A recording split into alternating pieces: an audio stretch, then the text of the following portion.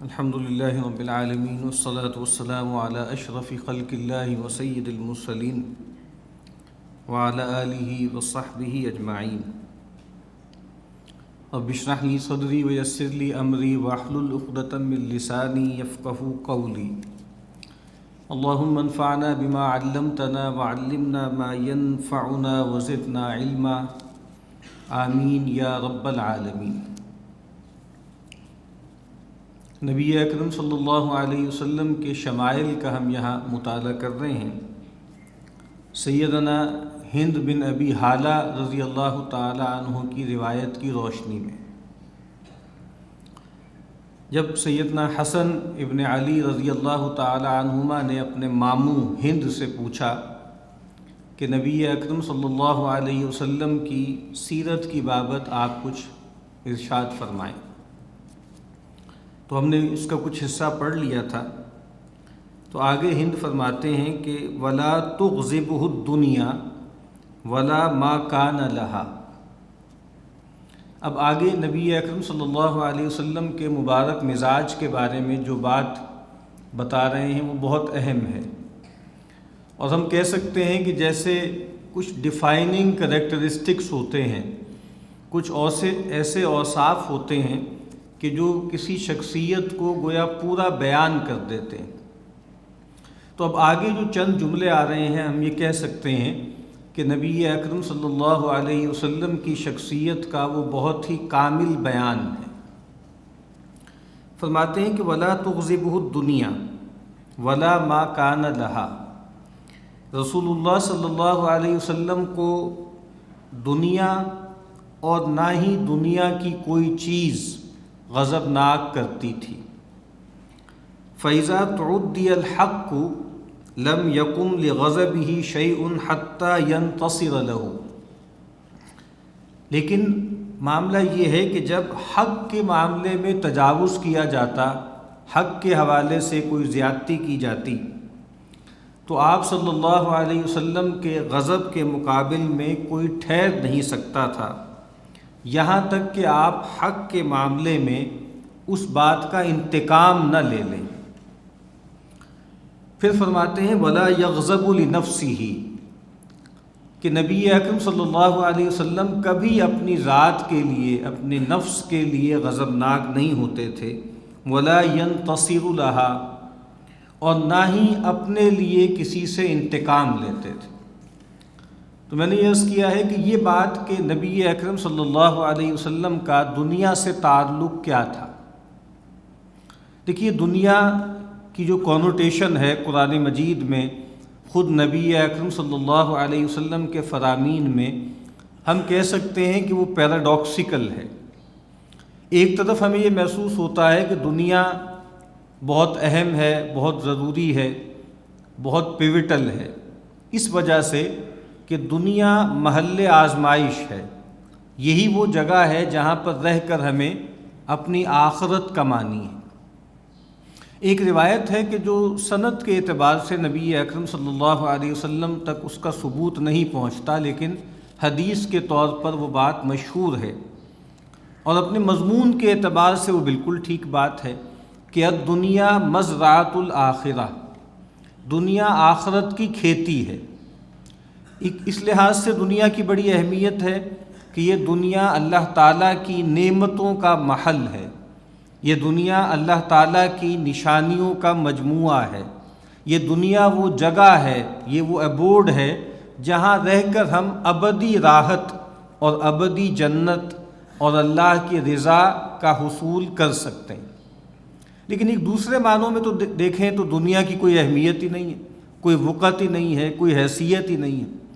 اور وہ کون سا پہلو ہے؟ وہ ہے دنیا آخرت کے مقابلے میں. آخرت کے مقابلے میں دنیا کی حیثیت کچھ بھی نہیں ہے. قرآن مجید خود کہتا ہے کہ وَمَا الْحَيَاةُ الدُّنْيَا فِي الْآخِرَةِ إِلَّا مَتَاعٌ، کہ دنیا کی زندگی نہیں ہے مگر آخرت کے مقابلے میں مگر برتنے کا سامان. اس لحاظ سے ہم دیکھیں تو نبی اکرم صلی اللہ علیہ وسلم کو دنیا سے، دنیا کی آسائشوں سے، دنیا کی راحتوں کی طرف آپ کے اندر کوئی التفات نہیں تھا. نبی اکرم صلی اللہ علیہ وسلم جو ہے وہ بان کی چٹائی پر یا بستر پر سوتے تھے، اور جب کچھ لوگوں نے کہا کہ اللہ کے نبی، ہم جو آپ کا اس کے اوپر چادر ہوتی ہے اس کو دوہرا کر لیتے ہیں، اور آپ صلی اللہ علیہ وسلم کے جسم مبارک پر جو ہے وہ نشانات پڑ جاتے ہیں بان کے، تو اس موقع پہ آپ نے فرمایا کہ مالی ولد دنیا، مجھے دنیا سے کیا تعلق، انما انا کراکب، میری مثال تو ایسے ہے گویا ایک سوار، استظل تحت شجرۃ ثم راح فترکہا، کہ جو کسی درخت کے نیچے تھوڑی دیر سستاتا ہے، تھوڑی دیر آرام کرتا ہے اور پھر اس کو چھوڑ کر آگے نکل جاتا ہے۔ اگر ہم احادیث کی کتابوں میں دیکھیں جہاں پر زہد کا باب آتا ہے، وہیں پر ساتھ یہ عنوان بھی آتا ہے کہ کیف کان عیش النبی صلی اللہ علیہ وسلم، کہ نبی اکرم صلی اللہ علیہ وسلم کی عیش کیسی تھی۔ عیش سے مراد کیا ہے؟ آپ کی گزران کیسی تھی، آپ زندگی کیسے گزارتے تھے۔ وہ چیز جس کو ہمارے ہاں ایک جدید لفظ استعمال ہوتا ہے لائف سٹائل، نبی اکرم صلی اللہ علیہ وسلم کا لائف سٹائل کیا تھا؟ تو اس میں کوئی شبے کی بات نہیں ہے کہ نبی اکرم صلی اللہ علیہ وسلم کی مبارک زندگی کے بارے میں اگر ہم مطالعہ کریں گے تو ہمارے لیے شرمندگی کے سوا اور کوئی احساس ہمارے اندر پیدا نہیں ہوگا۔ جس طرح کی زندگی نبی اکرم صلی اللہ علیہ وسلم نے اختیار فرمائی اور اپنے اختیار سے اس کو آپ نے آپٹ کیا۔ نبی اکرم صلی اللہ علیہ وسلم سے پوچھا گیا کہ بھائی آپ ایک عبد رسول بننا چاہتے ہیں، یعنی ایک عبدن رسولہ، ایک ایسے رسول کے جو غلاموں کی طرح رہتے ہیں، یا آپ ایسے رسول بننا چاہتے ہیں کہ جو ملک ہوں، بادشاہوں کی طرح رہیں؟ تو نبی اکرم صلی اللہ علیہ وسلم نے کہا کہ نہیں، میں ایک تواضع کی حالت میں رہنا چاہتا ہوں۔ اور جس طرح میں نے عرض کیا کہ صحابہ کرام کو بھی بعض اوقات جب بعد میں خوشحالی آ گئی، ہمیں معلوم ہے کہ صلح حدیبیہ کے بعد، پھر فتح مکہ کے بعد، پھر فتح ایران کے بعد، خیبر جب فتح ہو گیا، پھر حنین کا جب معرکہ ہوا، تو بڑی کثیر تعداد میں غنیمتیں اور مال و دولت جو ہے وہ آ گئے۔ اور کتنے ہی صحابہ ہیں جب وہ، خاص طور پہ وہ صحابہ جن کی عمر تھوڑی زیادہ ہوئی، وہ بہت زیادہ قلق کا اظہار کیا کرتے تھے، اور جو تابعین ہیں، تابعین کے سامنے بار بار جیسے تاریخ بتایا کرتے تھے کہ دیکھو لوگوں، جتنی اب خوشحالی ہے، جتنا اب امن ہے، جیسی اب کشائش ہے، پہلے ایسا نہیں تھا۔ اور وہ تذکرہ کرتے تھے بار بار کہ دیکھو نبی اکرم صلی اللہ علیہ وسلم اس حالت میں دنیا سے گئے تھے۔ ایک مرتبہ سیدنا ابو ہریرہ رضی اللہ تعالی عنہ کہیں سے گزر رہے تھے، تو کچھ لوگ کھانے پر بیٹھے ہوئے تھے اور دسترخوان پر بھنی ہوئی بکری تھی، سالم بکری جیسے، اور جیسے یہ بڑی ہی جیسے اعلیٰ غذا تھی، بڑی رفاہیت والی غذا تھی۔ تو ان کو بلایا، ان سے کہا کہ بھئی آئیے، آ کر یہاں پر ہمارے ساتھ شریک ہو جائیں۔ تو انہوں نے کہا کہ نہیں، میں تمہارے ساتھ شریک نہیں ہو سکتا۔ اور پھر انہوں نے اپنے تاثر کا اظہار کیا اور فرمایا کہ خرج النبی صلی اللہ علیہ وسلم من الدنیا ولم یشبع من خبز الشعیر، کہ دیکھو تم تو اس حالت میں ہو اور بہت کھلا کھا رہے ہو، بہت کشادگی ہے۔ نبی اکرم صلی اللہ علیہ وسلم اس حالت میں دنیا سے تشریف لے گئے تھے کہ آپ نے کبھی پیٹ بھر کے جو کی روٹی بھی نہیں کھائی تھی۔ اور سیدہ عائشہ رضی اللہ تعالی عنہا فرماتی ہیں کہ ما شبع آل محمد صلی اللہ علیہ وسلم من خبز الشعیر یومین متتابعین حتی قبض رسول اللہ صلی اللہ علیہ وسلم، کہ رسول اللہ صلی اللہ علیہ وسلم کے گھر والوں نے کبھی بھی مسلسل 2 دن جو کی روٹی پیٹ بھر کر نہیں کھائی، یہاں تک کہ نبی اکرم صلی اللہ علیہ وسلم کو اللہ تعالیٰ نے اپنے پاس بلا لیا۔ تو اس سے ہمیں پتہ لگتا ہے کہ نبی اکرم صلی اللہ علیہ وسلم کا مزاج مبارک کیا تھا، اور آپ یہ دعا بھی کیا کرتے تھے۔ یہ نبی اکرم صلی اللہ علیہ وسلم کی دعا ہے جو آپ نے امت کو بھی سکھائی کہ اللہم لا تجعل الدنیا اکبر ہمنا ولا مبلغ علمنا، اے اللہ تو دنیا کو ہمارا سب سے بڑا غم مت بنانا، ہماری سب سے بڑی پریشانی، ہمارا سب سے بڑا کنسرن نہ بنانا، ولا مبلغ علمنا، اور نہ ایسا ہو کہ ہمارے علم کی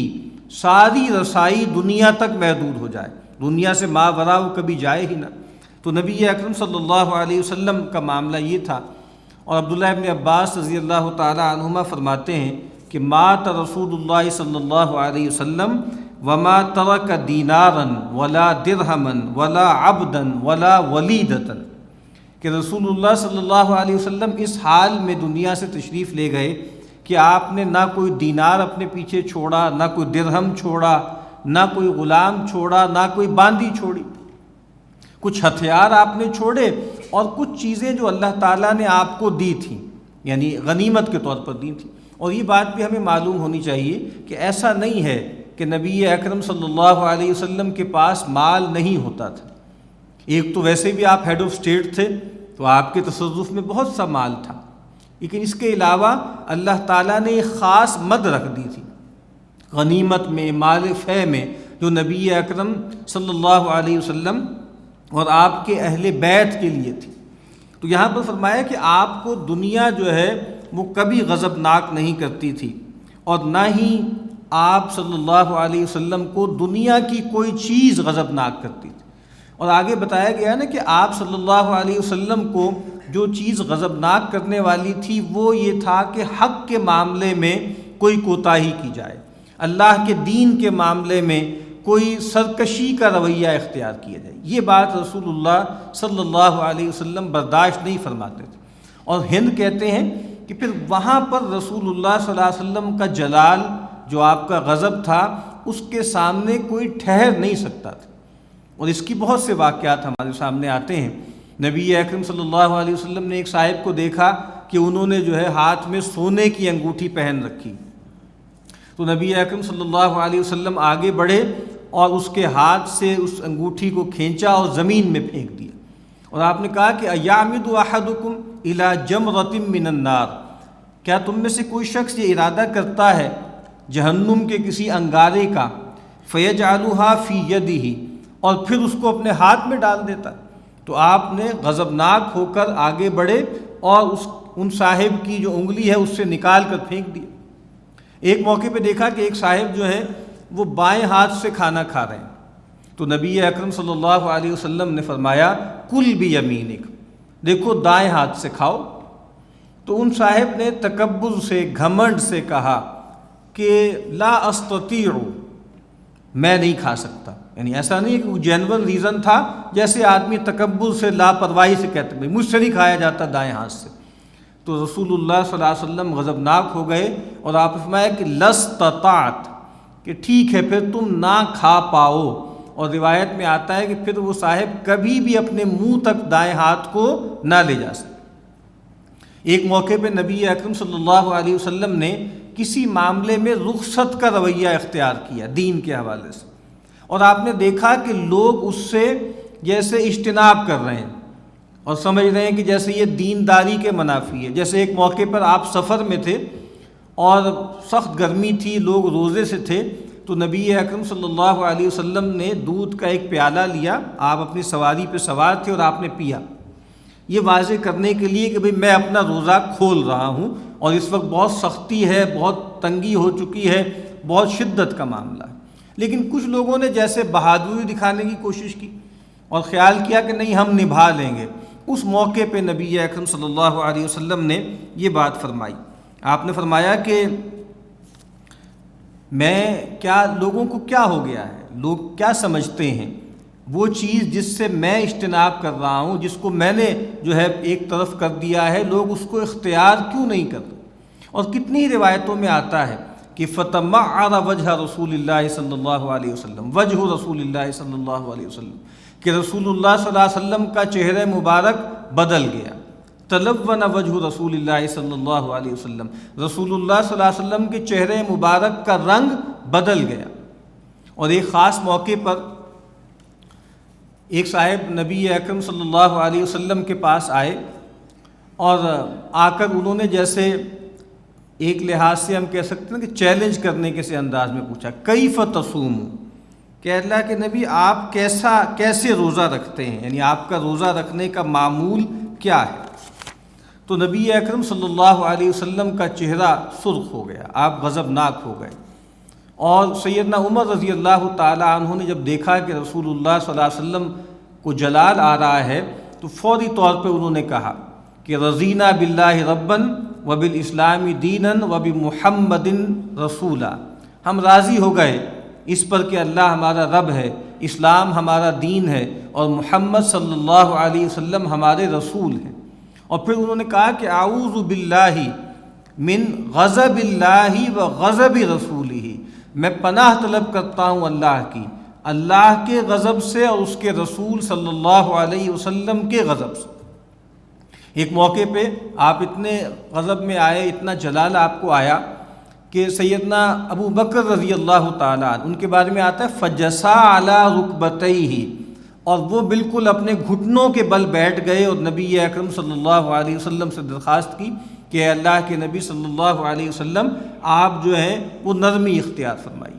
تو یہاں یہ جو بات فرمائی گئی ہے کہ رسول اللہ صلی اللہ علیہ وسلم اپنی ذات کے لیے غضبناک نہیں ہوتے تھے۔ تو کامل آدمی کون ہوتا ہے؟ کامل آدمی وہ ہوتا ہے کہ جس کی محبت، جس کا بغض، کی خوشی، جس کا غم جو ہے وہ امپرسنل ہو جائے۔ آج ہم دیکھیں نا کہ ہمیں کون سی چیزیں خوش کرتی ہیں، تو تقریباً ساری وہ چیزیں ہوتی ہیں جس کا تعلق ہم سے، ہمارے گھر والوں سے ہوتا ہے۔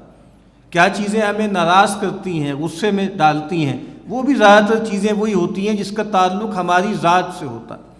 اور دین کا معاملہ، اللہ اس کے رسول صلی اللہ علیہ وسلم کا معاملہ، اس معاملے میں ہماری غیرت یا ہمارا جلال یا ہمارا غضب جو ہے وہ ابھرتا نہیں ہے۔ تو یہاں فرمایا کہ نبی اکرم صلی اللہ علیہ وسلم کبھی اپنی ذات کے لیے غضبناک نہیں ہوتے تھے، کبھی اپنی ذات کے لیے انتقام نہیں لیتے تھے۔ سیدہ عائشہ رضی اللہ تعالی عنہا فرماتی ہیں من تقم لنفسہ، رسول اللہ صلی اللہ علیہ وسلم نے کبھی اپنے لیے کسی سے انتقام نہیں لیا، الا ان تنتہک حرمت اللہ، ہاں اگر اللہ کی حرمت پامال کی جاتی تھی فینتقم للہ بہا، تو آپ اللہ تعالیٰ کے لیے انتقام لیا کرتے تھے اس معاملے۔ ہمیں معلوم ہے کہ رسول اللہ صلی اللہ علیہ وسلم کو معاذ اللہ قتل کرنے کی کوشش کی گئی۔ ایک موقع پر آپ کو معلوم ہے، وہ تو مشہور واقعہ ہی ہے کہ جب مکے میں آپ تھے اور اب تمام لوگ اکٹھے ہو گئے قبیلوں کے، اور ارادہ کیا کہ رسول اللہ صلی اللہ علیہ وسلم پہ حملہ کریں، اور رسول اللہ صلی اللہ علیہ وسلم نکل گئے سیدنا علی کو اپنے بستر پر سلا کر۔ پھر ایک جنگ کے موقع پر واپسی پر کچھ منافقین نے اوپر سے ایک چٹان گرا کر رسول اللہ صلی اللہ علیہ وسلم کو جو ہے وہ شہید کرنے کی کوشش کی، آپ کو زہر دینے کی کوشش کی گئی، معلوم بھی ہو گیا، متعین بھی ہو گیا۔ خاتون کو لایا گیا، ایک یہودیہ تھی جس نے رسول اللہ صلی اللہ علیہ وسلم کو زہر دینے کی کوشش کی، پھر رسول اللہ صلی اللہ علیہ وسلم پر جادو کرنے کی کوشش کی گئی۔ لیکن ان تمام معاملات میں نبی اکرم صلی اللہ علیہ وسلم نے کبھی بدلہ نہیں لیا۔ اور سب سے بڑا واقعہ تو وہی ہے فتح مکہ کے موقع پر کہ جب وہ سارے چودھری لوگ، سارے سردار جو مشرکین کے تھے وہ سامنے موجود تھے، اور نبی اکرم صلی اللہ علیہ وسلم کو اس وقت پورا اختیار ان پر حاصل تھا، اور پھر انہوں نے درخواست کی کہ آپ ہمارے ساتھ جو ہے نرمی کا، کرم کا معاملہ کریں۔ تو نبی اکرم صلی اللہ علیہ وسلم نے فرمایا کہ آج میں تم سے وہی کہتا ہوں جو یوسف نے اپنے بھائیوں سے کہا تھا کہ انتم الطلقاء، آپ نے فرمایا کہ تم سارے کے سارے آزاد ہو، لا تثریب علیکم الیوم، آج کے دن تم پر کوئی دار و گیر نہیں ہے، کوئی الزام نہیں ہے، اور سب کو آپ صلی اللہ علیہ وسلم نے معاف کر دیا۔ اور ایسے بہت سے واقعات ہیں۔ ایک موقع پہ نبی اکرم صلی اللہ علیہ وسلم جو ہے جب آپ مکے میں تھے تو آپ نے چاہا کہ آپ مکے میں خانہ کعبہ کے اندر داخل ہوں، تو وہاں کے جو کلید بردار ایک خاندان چلا آ رہا تھا، عثمان ان کا نام تھا، ان کو درخواست کی کہ بھئی مجھے اجازت دیں، تو انہوں نے تکبر سے انکار کر دیا۔ اور اس موقع پہ نبی اکرم صلی اللہ علیہ وسلم نے فرمایا کہ دیکھو آج تو تم میرے ساتھ یہ کر رہے ہو، ایک دن آئے گا کہ اس کعبے کی کنجیاں میرے پاس ہوں گی اور جس کو چاہوں گا دے دوں گا۔ اور پھر ایسا ہی ہوا، جب فتح مکہ ہو گیا تو پھر بہت سے لوگ طلبگار تھے، بہت سے لوگ امیدوار تھے، یہ بہت بڑا شرف تھا، بہت بڑی فضیلت تھی۔ اس موقع پہ نبی اکرم صلی اللہ علیہ وسلم نے عثمان کو بلایا اور پھر انہی کے حوالے کر دی، اور وہ شیبی خاندان کہلاتا ہے۔ آج تک نبی اکرم صلی اللہ علیہ وسلم نے جو دی تھی چابی کلید دی تھی، آج تک اسی خاندان میں چلتی چلی آ رہی۔ تو ان تمام باتوں سے یہ بات بالکل واضح ہو جاتی ہے کہ نبی اکرم صلی اللہ علیہ وسلم نے کبھی اپنی مبارک ذات کے لیے کسی سے انتقام نہیں لیا۔ ہاں، جب اللہ کے دین کا معاملہ ہوتا تھا تو پھر آپ اللہ کے لیے انتقام لیا کرتے تھے۔ پھر فرمایا ہند نے اذا اشارہ بکفہ کلھا، عام طور پہ رسول اللہ صلی اللہ علیہ وسلم کا مبارک معمول یہ تھا کہ جب آپ کسی کی طرف اشارہ کرتے تو پورے ہاتھ سے اشارہ کرتے۔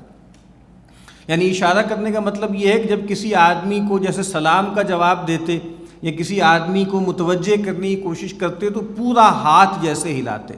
یعنی ایک ہاتھ، دو ہاتھ ایسے، یعنی یہ متکبرین کا انداز ہوتا ہے کہ آدھے ہاتھ سے، دو انگلیوں سے کسی کی طرف اشارہ کرنا، تو نبی اکرم صلی اللہ علیہ وسلم نے اس کو پسند نہیں فرمایا۔ ہاں، ویسے بہت سے معاملات میں جب خاص طور پہ توحید کی طرف اشارہ کرنا ہوتا تھا یا کبھی تشہد کرنا ہوتا تھا تو آپ یہ داہنے ہاتھ کی جو انگلی ہے جس کو سبابہ کہا جاتا ہے یہ اٹھاتے تھے۔ تو یہ بھی ہے کہ کبھی آپ ایک انگلی بھی آپ اٹھاتے تھے، لیکن خاص طور پہ جیسے کسی آدمی کی طرف آپ کو اشارہ کرنا ہوتا تھا تو پورے ہاتھ سے اشارہ کرتے تھے۔ وَإِذَا تَعَجَّبَ قَلَبَهَا، اور جب آپ کسی بات پہ تعجب فرماتے تو آپ ہاتھ کو پلٹتے، جیسے کوئی آدمی بیٹھا ہوتا ہے اور بغیر کلام کے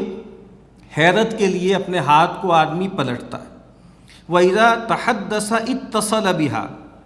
اور جب آپ گفتگو فرماتے تو ہاتھ کو اس کے ساتھ چلاتے، ہاتھ کو اس کے ساتھ ملاتے۔ وَضَرَبَ بِرَاحَتِهِ الْيُمْنَى بَطْنَ إِبْهَامِهِ الْيُسْرَى، اور داہنی ہاتھ کی ہتھیلی کو بائیں انگوٹھے کے اندرونی حصے پر مارتے، ایسے کر کے، ایسے۔ اور کچھ روایتوں میں اس کے برعکس بھی ہے کہ آپ جو ہے اس کو مارتے، یعنی بائیں ہاتھ کی جو ہتھیلی ہے اس کو دائیں ہاتھ کے انگوٹھے پہ مارتے، ایسے۔ تو یہ کیا چیز ہے جو ابھی ہم نے کچھ چیزیں پڑھی ہیں، یہ وہ چیزیں ہیں جس کو جدید زبان میں کہا جاتا ہے یا کمیونیکیشن سکلز میں کہا جاتا ہے باڈی لینگویج، بدن بولی، اور اس کی بہت اہمیت بیان کی جاتی ہے۔ اگر آپ جو ہے کمیونیکیشن کے کورسز اٹینڈ کریں، پبلک سپیکنگ کے کورسز اٹینڈ کریں تو اس میں بہت اس پر جو ہے وہ توجہ دی جاتی ہے، بہت اہتمام سے سکھایا جاتا ہے کہ بھائی پورے جسم کو انوالو کیا کرو، ایسے ہاتھ کو ہلایا کرو، ایسے چہرے کو ہلایا کرو، ایسے ایکسپریشنز دیا کرو۔ لیکن بدقسمتی یہ ہے کہ ان میں سے بہت سی چیزیں اب تکلف، بناوٹ اور اداکاری کے سے انداز میں سکھائی جاتی کہ آپ کو لوگوں کو متاثر کرنا ہے، لوگوں کے قلوب پر، لوگوں کے اذہان پر، ان کی شخصیات پر اپنا رعب قائم کرنا ہے، تو اس کے لیے تکلف سے یہ کام کیے جائیں، اور اس وجہ سے ظاہری بات ہے کہ اس میں ایک بناوٹی پن، ایک پرفارمنس کا سا انداز آ جاتا ہے۔ جبکہ یہ جو نبی اکرم صلی اللہ علیہ وسلم کے بارے میں فرمایا گیا ہے یہ آپ کا فطری انداز تھا کہ نبی اکرم صلی اللہ علیہ وسلم ہاتھوں کو استعمال کرتے تھے بات کی تفہیم کے لیے، جس طرح میں نے عرض کیا کہ انگلی کا استعمال آپ کرتے تھے تشہد کے لیے، اللہ کی طرف متوجہ ہونے کے لیے۔ پھر آپ کوئی پروکسیمٹی آپ کو بیان کرنی ہوتی تھی اس کے لیے انگلیوں کا استعمال کرتے تھے۔ آپ نے کہا کہ میں انا و کافل الیتیم، میں اور یتیم کی کفالت کرنے والا ایسے ہوگا کہ جیسے یہ دو انگلیاں ہیں۔ پھر آپ ہاتھوں کو ملا کر اس طرح بھی آپ نے فرمایا کہ دیکھو المؤمن للمؤمن کالبنیان وشبک بین اصابعہ، آپ نے فرمایا کہ اہل ایمان آپس میں ایک دوسرے کے لیے عمارت کی طرح ہیں، اور پھر اس طرح انگلیوں کو اندر ڈال کر آپ نے بتایا۔ پھر اور اس طرح کے کئی مواقع ہیں، نبی اکرم صلی اللہ علیہ وسلم کبھی کوئی بات ارشاد فرماتے تو کسی کے سینے پہ ہاتھ رکھتے، کسی کے سر پہ ہاتھ رکھتے، کسی کے مونڈے پہ ہاتھ رکھتے۔ تو یہ مختلف طرح کی جسے ہم باڈی لینگویج کہتے ہیں، نبی اکرم صلی اللہ علیہ وسلم اس کا استعمال فرماتے تھے، لیکن اہم بات یہ ہے کہ یہ سب فطری انداز میں ہوتا تھا، یہ کوئی تکلف، دکھاوا یا بناوٹ نہیں تھی۔ آگے کہتے ہیں وَإِذَا غَضِبَ أَعْرَضَ وَأَشَاحَ، جب نبی اکرم صلی اللہ علیہ وسلم کسی سے ناراض ہوتے تو اس سے اعراض فرماتے اور اپنا رخ انور پھیر لیتے، چہرہ مبارک ایک طرف کر لیتے۔ ایک معاملہ یہ ہے کہ ناراض ہوں تو گویا بہت زیادہ اس کو برا بھلا کہیں،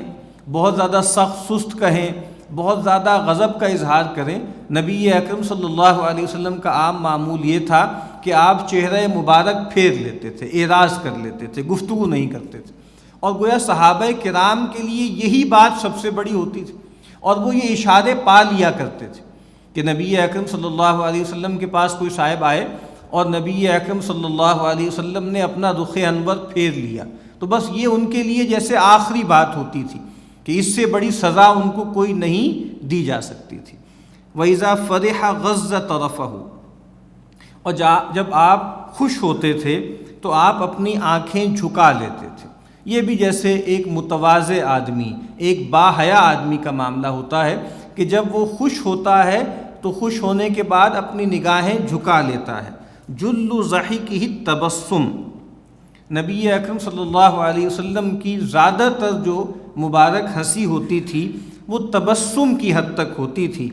یفتر عن مثل حب الغمام، اور آپ صلی اللہ علیہ وسلم جب مسکراتے تھے تو آپ کے جو دندان مبارک ہیں وہ ایسے لگتے تھے کہ جیسے بالکل موتی ہیں، یا فرمایا کہ حب الغمام کہتے ہیں جو اولے کے اولے ہوتے ہیں۔ تو نبی اکرم صلی اللہ علیہ وسلم جب آپ مسکراتے تھے تو آپ کے جو دندان مبارک ہیں وہ ایسے چمکتے تھے جیسے برف کے اولے ہوتے ہیں۔ تو یہاں پر بھی نبی اکرم صلی اللہ علیہ وسلم کی مسکراہٹ کا بیان ہے، اور جس طرح اس روایت کے آخر میں آئے گا کہ نبی اکرم صلی اللہ علیہ وسلم لوگوں کے درمیان بالکل عام لوگوں کی طرح رہتے تھے، اور روایت میں آئے گا کہ یضحک مما یضحکون بہ، کہ نبی اکرم صلی اللہ علیہ وسلم کو بھی وہ چیزیں ہنساتی تھیں جو لوگوں کو ہنساتی ہیں، اور اسی طریقے سے وہی چیزیں تعجب میں ڈالتی تھیں جو لوگوں کو تعجب میں ڈالتی ہیں۔ یعنی نبی اکرم صلی اللہ علیہ وسلم نے کبھی بھی اپنی شخصیت کو سپرا ہیومن ظاہر نہیں کیا کہ جیسے میں ان تمام چیزوں سے ماوراء ہوں۔ نبی اکرم صلی اللہ علیہ وسلم کو اچھی چیز، کسی کی نیکی، کسی کی بھلائی، کسی کے بارے میں خیر کی بات یا دین کے غلبے کی کوئی بھی اطلاع آپ کو خوش کرتی تھی، آپ مسکراتے تھے، آپ ہنستے تھے، اور اس میں بھی جس طرح کہا گیا ہے کہ زیادہ تر آپ کا جو ہنسنا تھا وہ تبسم تھا، اور لیکن آپ مسکراتے بھی تھے۔ لیکن ایک اور چیز ہوتی ہے جس کو قہقہا کہتے ہیں، اردو میں قہقہا کہتے ہیں، عربی میں قہقہا۔ قہقہا نبی اکرم صلی اللہ علیہ وسلم کا معمول نہیں تھا، بہت زیادہ پورا منہ کھول کھول کر آواز نکال کر ہنسنا یہ نبی اکرم صلی اللہ علیہ وسلم کا معمول نہیں تھا۔ اور لکھا ہے شارحین نے کہ عام طور پر دنیاوی معاملات میں تبسم اختیار فرماتے، ہاں جب دینی معاملے میں کوئی وضاحت فرماتے یا خوشی کی بات ہوتی تو اس میں جیسے آپ باقاعدہ ہنستے تھے، اور جیسے روایتوں میں آتا ہے کہ حتیٰ بدت نواجزہ، آپ اتنا ہنسے کہ آپ کے دانت یا آپ کی داڑھیں ظاہر ہو گئیں۔ تو نبی اکرم صلی اللہ علیہ وسلم کے بارے میں اس اور روایت میں آتا ہے کہ ما کان ضحک رسول اللہ صلی اللہ علیہ وسلم الا تبسما، کہ رسول اللہ صلی اللہ علیہ وسلم کی عمومی ہنسی نہیں تھی مگر تبسم، جس کو مسکراہٹ کہتے، اسمائل۔ اور جس طرح ہم نے پیچھے پڑھا تھا کہ نبی اکرم صلی اللہ علیہ وسلم کے بارے میں یہ بات فرمائی کہ متواصل الاحزان، کہ آپ صلی اللہ علیہ وسلم پر ایک ہر وقت دائم الفکرہ لیست لہو راحہ، کہ آپ صلی اللہ علیہ وسلم کو ایک فکر مندی،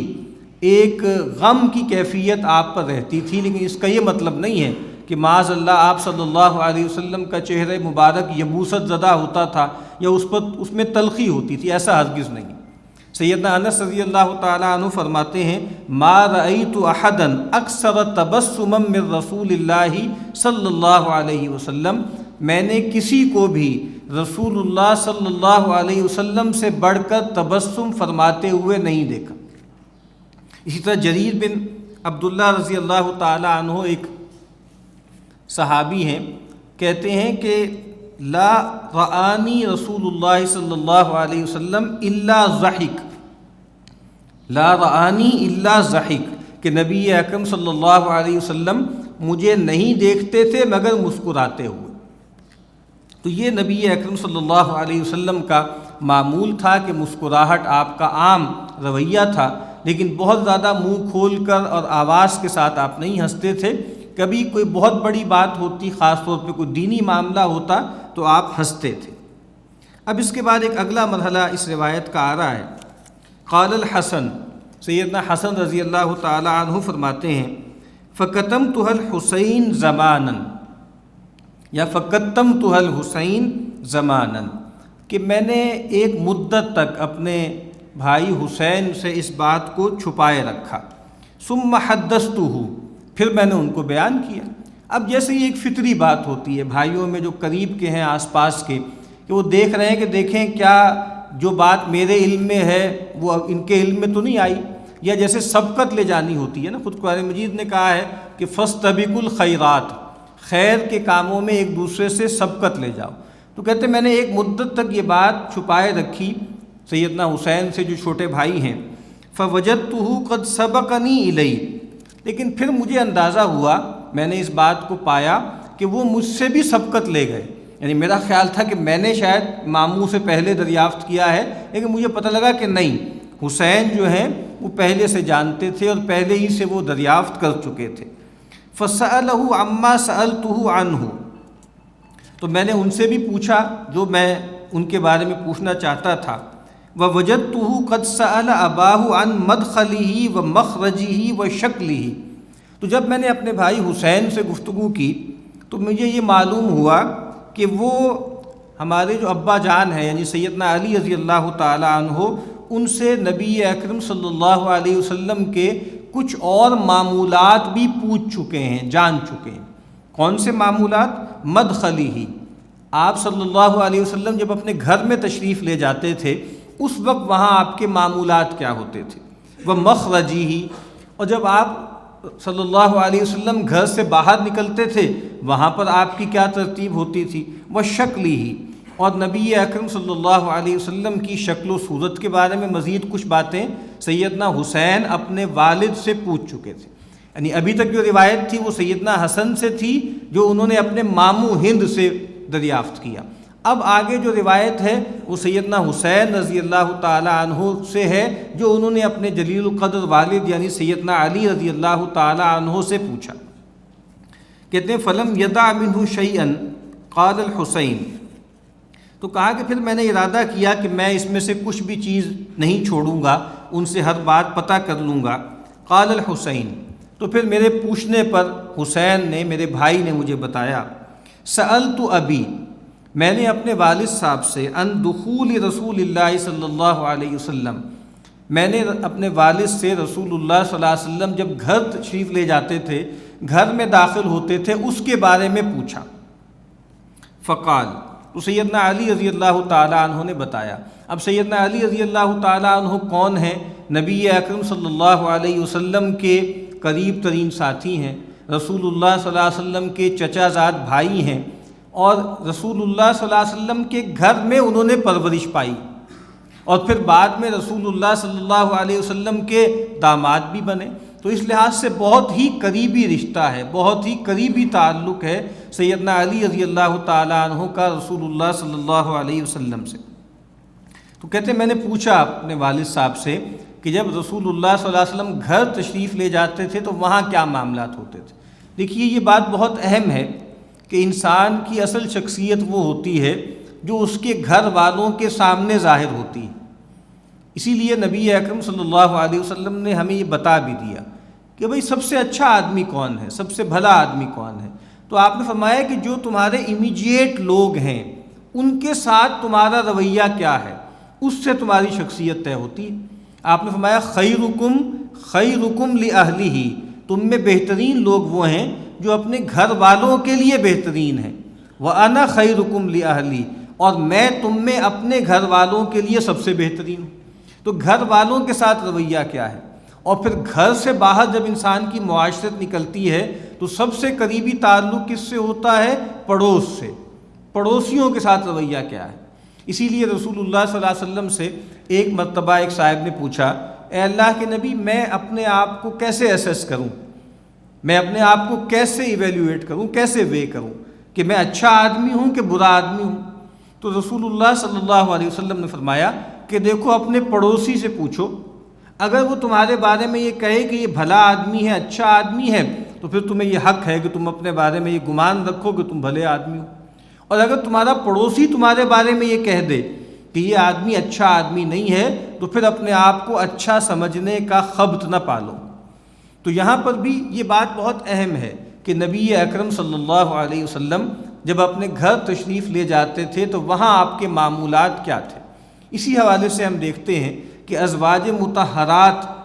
رضوان اللہ تعالی عنہن اجمعین، ان کا جو معاملہ تھا وہاں پر بھی یہی تھا کہ ان کی بھی بہت بڑی کنٹریبیوشن یہ ہے، خاص طور پہ سیدتنا عائشہ رضی اللہ تعالی عنہا کی، کہ انہوں نے نبی اکرم صلی اللہ علیہ وسلم کے جو نج کے معاملات ہوتے ہیں، جو گھر کے معاملات، خلوت کے معاملات ہوتے ہیں، اس کا بیان کیا۔ تو اب یہاں سیدنا علی رضی اللہ تعالی عنہ فرماتے ہیں کان اذا اوا الی منزلہ، رسول اللہ صلی اللہ علیہ وسلم جب اپنے گھر تشریف لے جاتے، جزا دخولہ ثلاثۃ اجزاء، تو آپ صلی اللہ علیہ وسلم اپنے اوقات کو 3 حصوں میں تقسیم کر دیتے، یعنی گھر کی جو آپ کی زندگی تھی، داخل کی زندگی، پھر وہ 3 حصوں میں تقسیم تھی۔ جزءاً للہ، ایک جز آپ اللہ تعالیٰ کے لیے خاص کرتے، وجزءاً لأہلہ، اور ایک اپنے گھر والوں کے لیے خاص کرتے، وجزءاً لنفسہ، اور ایک خاص اپنے لیے کرتے، یعنی 3 حصے آپ کرتے تھے اپنے گھر کے معاملات کے۔ سب سے بڑا حق جو ہے وہ تو اللہ کا ہے، خلوت میں بھی سب سے بڑا حق اللہ کا ہے، جلوت میں بھی سب سے بڑا حق اللہ کا ہے۔ اور جس طرح خود قرآن مجید میں بتایا گیا نا کہ ان لک فی النہار صبحا طویلا، اے نبی دن کے اوقات میں تو آپ کے لیے ایک بڑا طویل شغل ہے، بڑا وظیفہ ہے۔ اور اس کا ایک ترجمہ یہ بھی کیا گیا ہے کہ ٹھیک ہے دن میں بھی آپ کے لیے تسبیح کے بڑے مواقع ہیں، اللہ کی پاکی بیان کرنے کے بڑے مواقع ہیں، لیکن خاص طور پر رات جو ہوتی ہے وہ رات انسان کی اپنی ہوتی ہے، وہ خلوت کی ہوتی ہے، پرائیویٹ ہوتی۔ اسی لیے ہم دیکھتے ہیں کہ نبی اکرم صلی اللہ علیہ وسلم قیام اللیل آپ کیا کرتے تھے اور بہت طویل کیا کرتے تھے، اتنا طویل قیام فرماتے تھے کہ آپ کے پائے مبارک جو ہے ان پہ ورم آ جاتا تھا۔ اور ایسے واقعات ہیں، عبداللہ ابن عباس رضی اللہ تعالیٰ عنہما بالکل لڑکے سے تھے، جب آخری عمر میں کہا کہ میں اپنے خالہ میمونہ کے ہاں میں نے رات گزاری رسول اللہ صلی اللہ علیہ وسلم کے رات کے معمولات جاننے کے لیے، اور پھر رسول اللہ صلی اللہ علیہ وسلم نے جب رات کو کھڑے ہوئے قیام کیا، اتنا طویل قیام کیا یہاں تک کہ میں نے برا ارادہ کیا۔ تو تابعین نے پوچھا کہ کیا کہہ رہے ہیں، کیا مطلب میں نے برا ارادہ کیا؟ کہا کہ میں نے یہ چاہا کہ میں بیٹھ جاؤں یا چھوڑ کے چلا جاؤں اور رسول اللہ کو کھڑا رہنے دوں۔ یعنی اس وقت رسول اللہ صلی اللہ علیہ وسلم کی عمر یعنی 60 سے متجاوز تھی، اور سیدنا عبداللہ ابن عباس وہ 11-12 سال کے لڑکے ہوں گے، لیکن آپ دیکھ لیجئے کہ وہ کہتے ہیں کہ میں نبی اکرم صلی اللہ علیہ وسلم کا ساتھ نہیں دے پا رہا تھا۔ تو سب سے بڑا حق تو اللہ کا ہے، اور وہ آپ خاص طور پر جو رات کے آپ کے جو اوقات ہوتے تھے اس کو نبی اکرم صلی اللہ علیہ وسلم اللہ کی بندگی کے لیے، اللہ کے ذکر کے لیے، عبادت کے لیے استعمال کرتے تھے۔ وجزءاً لأہلہ، اور ایک حصہ گھر والوں کے لیے، گھر والوں کے کام، ان کی چیزوں کو دیکھنا۔ نبی اکرم صلی اللہ علیہ وسلم، ہم سوچ سکتے ہیں نا کہ آپ نے کتنی مصروف زندگی گزاری،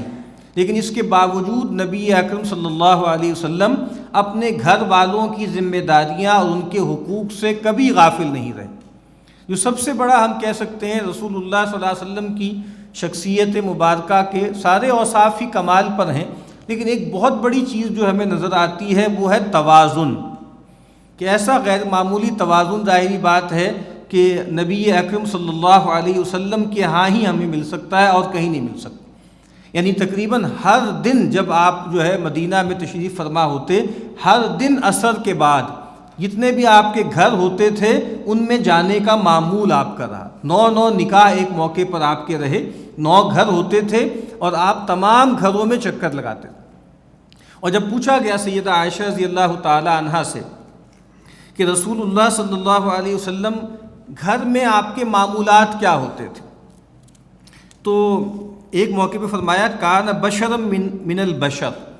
کہا کہ وہ انسانوں میں سے ایک انسان تھے، یفلی ثوبہ، اپنا جو کپڑا ہوتا تھا خود اس کو جو ہے وہ گانٹھ لگاتے تھے، اس کو پیوند لگاتے تھے، ویحلب شاتہ، اور جو گھر کی بکری ہوتی تھی اس کا دودھ دوہتے تھے، وَيَخْدِمُ نَفْسَهُ، اور اپنی خدمت کرتے تھے، یعنی اپنے کام خود کیا کرتے تھے۔ جیسے آج کل ہمارا معاملہ یہ ہے کہ ہم گھر کے جو گھریلو معاملات ہوتے ہیں کوئی بھی شخص جو ہے وہ خود نہیں کرتا، بیوی یا بچوں کو کہتا ہے کہ یہ کر دو اور یہ کر دو اور یہ کر دو۔ تو نبی اکرم صلی اللہ علیہ وسلم اپنے کام بھی خود کیا کرتے تھے۔ اور دوسری روایت میں فرمایا کان فی محنتی اخیہ، محنتی اہلہ، کہ اپنے گھر والوں کی کام میں لگے ہوتے تھے، ان کی خدمت میں لگے ہوتے تھے۔ یخصف نعلہ، کہ آپ اپنا جوتا گانٹھتے تھے، وَيَخِيطُ ثَوْبَهُ، اپنا کپڑا خود سیتے تھے، وَيَعْمَلُ فِي بَيْتِهِ كَمَا يَعْمَلُ أَحَدُكُمْ فِي بَيْتِهِ، اور اپنے گھر میں ایسے کام کیا کرتے تھے جیسے تم میں سے کوئی عام شخص اپنے گھر میں کام کرتا ہے۔ اور یہ شاید اس وقت کی بات ہے جب صحابہ کرام کے ہاں گھر میں کام کرنے کا معمول تھا۔ اب تو ہمارے ہاں اس کو مردانگی کے خلاف سمجھا جاتا ہے کہ اگر کوئی شخص گھر کا کام کرے یا گھر کے کام میں خاتون خانہ کی جو ہے وہ کا ہاتھ بٹائے تو اس کو سمجھا جاتا ہے کہ یہ بے حمیتی ہے یا کوئی ایسی معاملہ ہے۔ تو صحابہ کہہ رہے ہیں کہ نہیں، نبی اکرم صلی اللہ علیہ وسلم کا معاملہ یہ تھا کہ اپنے گھر والوں میں رہتے تھے اور گھر کے کاموں میں لگے رہتے تھے بے تکلف ہو کر۔ اور تیسری بات فرمائی وَجُزْءً لِنَفْسِهِ، اور ایک حصہ آپ اپنے لیے رکھتے تھے۔ اپنے لیے رکھنے کا مطلب کیا ہے؟ آرام کے لیے، سکون کے لیے اور اطمینان کے لیے، سونے کے لیے، اپنے جو انسان کے ذاتی معاملات ہوتے ہیں۔ یعنی گھر کے اندر کے معاملات تین حصے، ایک حصہ اللہ کے لیے خاص، اللہ کی بندگی کے لیے، عبادت کے لیے، ذکر و تلاوت کے لیے، ایک حصہ گھر والوں کے لیے، گھر والوں کے کام اور ان کے ساتھ خوش گپیاں فرمانا۔ نبی اکرم صلی اللہ علیہ وسلم کے بارے میں ازواج کہتی ہیں کہ رسول اللہ صلی اللہ علیہ وسلم ہمارے درمیان تشریف فرما ہوتے تھے اور جو ہے وہ خوش مزاجی ہو رہی ہوتی تھی اور آپس میں ہنسی مذاق ہو رہا ہوتا تھا، لیکن جیسے ہی اذان کی آواز ہوتی تھی آپ ہمیں چھوڑ کر چلے جاتے تھے۔ اور کچھ روایتوں میں ایسا ایکسپریشن بھی آتا ہے کہ ایسے ہمیں چھوڑ کے چلے جاتے تھے جیسے ہمیں جانتے ہی نہیں۔ تو یہ معاملہ ہے کہ گھر والوں میں ہے، گھر والوں کے ساتھ جو ہے ہنسی مذاق بھی ہو رہا ہے، پرلطف گفتگو بھی ہو رہی ہے، لیکن جب اللہ کا حکم آ گیا، اللہ کا اذن آ گیا، اللہ کی طرف سے پکار ہو گئی تو ان کو چھوڑ کر آپ چلے جاتے تھے۔ پھر فرمایا کہ وہ ثم جزا جزءه بینہ وبین الناس، تیسرا جو حصہ ہے جو آپ اپنے لیے رکھتے تھے اس کو بھی اپنے اور لوگوں کے درمیان تقسیم کر دیتے تھے۔ یعنی وہ جس کو ہم کہتے ہیں نا بالکل ایک پرائیویٹ سپیس ہوتی ہے آدمی کی، ایک آدمی کی خلوت ہوتی ہے، کہا کہ اس حصے کو بھی جو آپ اپنے لیے رکھتے تھے اس کو بھی پھر لوگوں میں تقسیم کر دیتے تھے۔ اپنے لیے کچھ حصہ رکھتے اور اس کا بھی ایک حصہ لوگوں میں تقسیم کر دیتے، لوگوں میں لوٹا دیتے۔ فَيُرُدُّ ذَلِكَ بِالْخَاصَّةِ عَلَى الْعَامَّةِ، اب یہ بات بہت اہم ہے کہ وہ جو اپنی خلوت کی زندگی کا ایک حصہ ہے اس میں سے کچھ حصہ لوگوں کو لوٹا دیتے تھے، لوگوں کو کے لیے صرف کرتے تھے، لیکن وہ سب کے لیے نہیں کرتے تھے، بلکہ کیا کرتے تھے اس ٹائم کو خواص کے ذریعے عوام تک لوٹاتے تھے۔ اس کا کیا مطلب ہے کہ ایسا نہیں ہے کہ رسول اللہ صلی اللہ علیہ وسلم کی جو خلوت کی زندگی ہے، جو آپ کے گھر کے معاملات ہیں، اس میں سب لوگ آ جائیں، کوئی بھی آتا رہے۔ ویسے تو معاملہ یہ ہے کہ نبی اکرم صلی اللہ علیہ وسلم کا جو بھی حجرہ مبارک ہوتا تھا اس میں کوئی دربان نہیں ہوتا تھا۔ ایک صحابی کہتے ہیں کہ میں نبی اکرم صلی اللہ علیہ وسلم کے جو ہے وہ گھر حاضر ہوا لیکن میں نے وہاں کسی دربان کو نہیں پایا، جبکہ نبی اکرم صلی اللہ علیہ وسلم جو ہے وہ اللہ کے رسول بھی ہیں، ہیڈ آف اسٹیٹ بھی ہیں اور سپہ سالار اعظم بھی ہیں، سب ہیں، لیکن اس کے باوجود آپ کے گھر پر کوئی دربان، کوئی ہٹو بچو کے معاملے نہیں ہوتے تھے۔ لیکن وہ جو آپ کے خلوت کے اوقات ہوتے تھے اس میں آپ کچھ خواص کے ذریعے عوام سے رابطہ کرتے تھے، چند لوگ آپ کے قریب آیا کرتے تھے، آپ کے گھر تشریف لاتے تھے اور ان کے ذریعے آپ باقی تمام لوگوں کو گائیڈ کیا کرتے تھے۔ اور وہ خواص کون تھے؟ اس سے یہ بات بھی واضح ہو جاتی ہے جو بار بار یہاں پہ درس میں کہی جاتی ہے کہ دیکھیے دنیا فلیٹ نہیں ہے، اللہ تعالیٰ نے اس دنیا کو فلیٹ نہیں بنایا۔ جو ایکویلٹی یا ایگیلیٹیرینزم ہے یہ ایک فراڈ ہے، یہ ممکن نہیں ہے۔ انسانوں میں تفاوت ہوتا ہے اور کوئی سماج ایسا نہیں ہوتا کہ جس میں تفاوت نہ ہو۔ ہمیں معلوم ہے کہ کارل مارکس نے خواب دیکھا تھا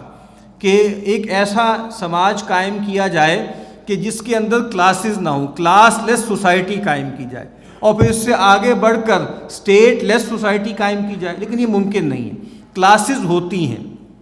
لیکن اصل بات کیا ہے کہ کلاسز کس بنیاد پر ہوں، کس لحاظ سے لوگوں کو ترجیح دی جائے۔ تو نبی اکرم صلی اللہ علیہ وسلم کے ہاں خواص کا مطلب وہی تھا جو خود اللہ تعالیٰ نے طے کیا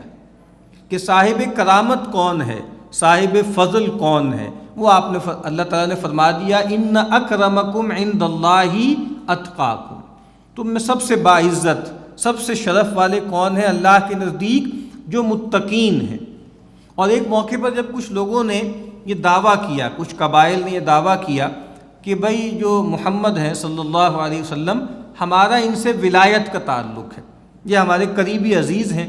لیکن وہ قبائل ایسے تھے جو ایمان نہیں لائے تھے، لیکن کہتے یہ تھے کہ بھئی ان کے ساتھ ہمارا ولایت کا تعلق ہے۔ تو ایک موقع پہ نبی اکرم صلی اللہ علیہ وسلم نے گویا اعلان کیا، آپ نے فرمایا ان آل فلان لیسوا باولیاء، یہ جو فلاں لوگ قبیلے کے لوگ ہیں یہ میرے ولی نہیں ہیں، یہ میرے ساتھی نہیں ہیں، ان کا مجھ سے ولایت کا تعلق نہیں ہے۔ انما ولی اللہ، میرا ولی تو اللہ ہے، اور فرمایا کہ والمؤمنین، اور اہل ایمان ہے۔ اور ایک روایت میں فرمایا کہ ان اولیائی المتقون، میرے جو ولی ہیں وہ کون ہیں؟ وہ متقین ہیں۔ من کانوا وحیث کانوا، جو کوئی ہوں اور جہاں کوئی ہوں، جو بھی ان کا قبیلہ ہے، جو بھی ان کا جو ہے وہ آگے جگہ ہے، جو رنگ ہے، نسل ہے، کوئی بھی ہو، مجھ سے قربت کس بنیاد پر ہوگی؟ اللہ کے حوالے سے ہوگی۔ جو جتنا اللہ سے ڈرنے والا ہے وہ اتنا مجھ سے قریب ہے۔ تو یہاں فرمایا کہ وہ جو آپ صلی اللہ علیہ وسلم کا ذاتی وقت ہوتا تھا اس کو بھی آپ لوگوں میں تقسیم فرما دیتے تھے، لیکن وہ تقسیم کیسے کرتے تھے؟ خواص کے ذریعے اس وقت کو عوام پر صرف کرتے تھے۔ وَلَا يَدَّخِرُ عَنْهُمْ شَيْئًا۔ اب یہاں نبی اکرم صلی اللہ علیہ وسلم کی مبارک ذات کے بارے میں ایک بہت اہم بات بتائی جا رہی ہے۔ سیدنا علی فرماتے ہیں آپ لوگوں سے کچھ چھپا کر نہیں رکھتے تھے، کوئی چیز اٹھا نہیں رکھتے تھے ہر معاملے میں۔ خود نبی اکرم صلی اللہ علیہ وسلم کو یہ تلقین بھی کی گئی کہ اللہ کے نبی ایک وقت وہ تھا جب آپ طالب حق تھے، ایک وقت وہ تھا کہ جب آپ اسرت کی زندگی بسر کرتے تھے، ایک وقت وہ تھا کہ جب آپ یتیمی پہ تھے، آپ کے اوپر سایہ نہیں تھا۔ تو آپ نے فرمایا، قرآن مجید میں آتا ہے نا کہ الم نجد کا یتیمن فآوا ووجدک ضالا فہدا ووجدک عائلا فاغنا۔ تو اب آپ کو کیا کرنا ہے؟ فَأَمَّا الْيَتِيمَ فَلَا تَقْهَرْ وَأَمَّا السَّائِلَ فَلَا تَنْهَرْ وَأَمَّا بِنِعْمَةِ رَبِّكَ فَحَدِّثْ۔ تو چاہے آپ سے کوئی مال مانگے، چاہے آپ سے کوئی علم اور ہدایت کی بات پوچھے، آپ کبھی بھی اس کو رد نہیں کرتے تھے۔ سائل دو طرح کے ہوتے ہیں نا، سائل مانگنے والے کو بھی کہتے ہیں، یعنی سوال کرنے کے دونوں مطلب ہیں۔ فلاں آدمی نے سوال کیا، تو سوال علم اور ہدایت کا بھی ہوتا ہے، اور سوال مال اور اسباب کا بھی ہوتا ہے۔ تو ہر دو معاملوں میں نبی اکرم صلی اللہ علیہ وسلم کوئی چیز اٹھا نہیں رکھتے تھے۔ حکیم ابن حزام ایک صحابی ہیں، وہ کہتے ہیں کہ ایک موقع پہ نبی اکرم صلی اللہ علیہ وسلم سے میں نے مانگا، آپ نے دیا، پھر ایک اور موقع پر میں نے مانگا، پھر آپ نے دیا، پھر مانگا، پھر آپ نے دیا، اور پھر آپ نے فرمایا کہ دیکھو میں تم سے کوئی چیز اٹھا کر نہیں رکھتا۔ اور جب خاص موقعوں پر کچھ لوگوں کو خیال ہوا، کچھ قبائل کو نبی اکرم صلی اللہ علیہ وسلم کے پاس آئے کہ فلاں جنگ ہوئی ہے اور بڑی غنیمت ملی ہے، اس میں سے آپ ہمیں بھی کچھ دیجئے، تو نبی اکرم صلی اللہ علیہ وسلم نے ان کو دیا۔ لیکن آپ کو محسوس ہوا کہ شاید یہ خیال کر رہے ہیں کہ آپ کوئی چیز اٹھا رکھے ہوئے ہیں، آپ نے کوئی چیز چھپائی ہوئی ہے، دے نہیں رہے۔ وہاں پھر آپ نے یہ بات فرمائی، کہا کہ دیکھو جو اللہ تعالیٰ نے مجھے مال دیا ہے اس میں سے میں کوئی چیز چھپاتا نہیں ہوں۔ اور ایک روایت میں آپ نے فرمایا انما انا قاسم واللہ یعطی، میں قاسم ہوں، میں تقسیم کرنے والا ہوں، عطا کرنے والا اللہ ہے۔ تو کہا کہ ولا یدخر عنہم شیئا، آپ کسی سے کوئی چیز اٹھا کر نہیں رکھتے تھے۔ اور کئی روایتوں میں آتا ہے کہ کبھی ایسا نہیں ہوا کہ نبی اکرم صلی اللہ علیہ وسلم سے کبھی کوئی چیز طلب کی گئی ہو، کبھی کوئی چیز مانگی گئی ہو اور آپ نے انکار کیا ہو، کبھی آپ نے انکار نہیں کیا. یعنی یہ تو ہوتا رہا کہ آپ نے یہ کہا کہ میرے پاس نہیں ہے، یہ کبھی نہیں ہوا کہ آپ نے کہا کہ میں نہیں دیتا یا میں نہیں دوں گا. ہوتی تھی تو فوری طور پر دے دیتے تھے، کبھی وعدہ کر لیتے تھے، کبھی یہاں تک بھی کہہ دیتے تھے کہ بھئی میرے نام پر فلاں صاحب سے قرض لے لو، فلاں صاحب سے لے لو اور وہ میرے ذمے قرض ہے. بہت خوبصورت روایت ہے کہ ایک خاتون آئیں نبی اکرم صلی اللہ علیہ وسلم کی خدمت میں اور آپ کو ایک اپنے ہاتھ سے بنی ہوئی چادر پیش کی، ہدیہ آپ کو پیش کیا، اور رسول اللہ صلی اللہ علیہ وسلم نے اس کو قبول فرمایا. اور محتاجن الیہا، اس موقع پر رسول اللہ صلی اللہ علیہ وسلم کو اس کی ضرورت بھی تھی، یعنی آپ کو ضرورت بھی تھی اس تحفے کی اور اس موقع پر وہ تحفہ آ گیا. تو آپ صلی اللہ علیہ وسلم نے وہ لیا اور پھر آپ اندر تشریف لے کر گئے اور آپ اس کو پہن کر آئے، تہمد کے طور پر، ازار کے طور پر آپ اس کو پہن کر آئے. جب آپ باہر آئے تو ایک صاحب نے نبی اکرم صلی اللہ علیہ وسلم سے درخواست کی کہ اللہ کے نبی البسنیہا، کہ اللہ کے نبی آپ یہ مجھے پہنوا دیجئے، یعنی آپ مجھے عطا کر دیجئے، میں پہننا چاہتا ہوں. تو نبی اکرم صلی اللہ علیہ وسلم اندر تشریف لے گئے اور باہر آ کر اس کو جو ہے وہ چادر دے دی. تو جب مجلس برخاست ہوئی تو جو دوسرے لوگ تھے انہوں نے ان صاحب کو ذرا کہا اور ملامت کی کہ ما احسنتا، تم نے اچھا نہیں کیا کہ نبی اکرم صلی اللہ علیہ وسلم نے تم نے مانگا اور کہا کہ تمہیں پتہ ہے نا کہ علمت انہ لا یرد احدا، تمہیں معلوم تو ہے کہ رسول اللہ صلی اللہ علیہ وسلم کسی سائل کو خالی ہاتھ نہیں لوٹاتے، پھر تم نے کیوں مانگا جبکہ اللہ کے نبی صلی اللہ علیہ وسلم نے وہ چادر لی تھی اور آپ کو اس وقت اس کی ضرورت بھی تھی. تو ان صاحب نے کہا واللہ انی ما سألتہ لألبسہا، اللہ کی قسم، اللہ گواہ ہے، میں نے یہ جو چادر اللہ کے نبی سے مانگی تھی یہ میں نے اپنے پہننے کے لیے نہیں مانگی تھی، انما سألتہ لتکون کفنی، میں نے اس لیے مانگی ہے تاکہ یہ میرا کفن بنے. اور پھر صحابی کہتے ہیں کہ ایسا ہی ہوا کہ جب وہ خوش قسمت صحابی دنیا سے رخصت ہوئے تو رسول اللہ صلی اللہ علیہ وسلم کی مبارک چادر جو ہے وہ کفن کے طور پر ان کو دی گئی. تو اب یہ ایک تبرک ہے نا کہ وہ چادر جو نبی اکرم صلی اللہ علیہ وسلم کے جسم مبارک سے مس کر چکی ہے اور رسول اللہ صلی اللہ علیہ وسلم اس کو اون کر چکے ہیں، آپ اس کو لے چکے ہیں، تو اب یہ ایک جیسے تبرک ہے، یہ ایک نیک فعل ہے کہ ان صحابی نے کہا کہ میں نے پہننے کے لیے نہیں لی وہ چادر بلکہ اس لیے لی ہے تاکہ وہ میرا کفن بنے. تو یہاں پر بھی یہی ہے کہ ان صحابی کو یہی ملامت کی گئی کہ تمہیں معلوم تو ہے کہ نبی اکرم صلی اللہ علیہ وسلم کسی سوال کرنے والے کے سوال کو نہیں لوٹاتے. تو ابھی یہ روایت انشاءاللہ آگے چل رہی ہے، اگلی مرتبہ انشاءاللہ ہم اس کا مزید مطالعہ کریں.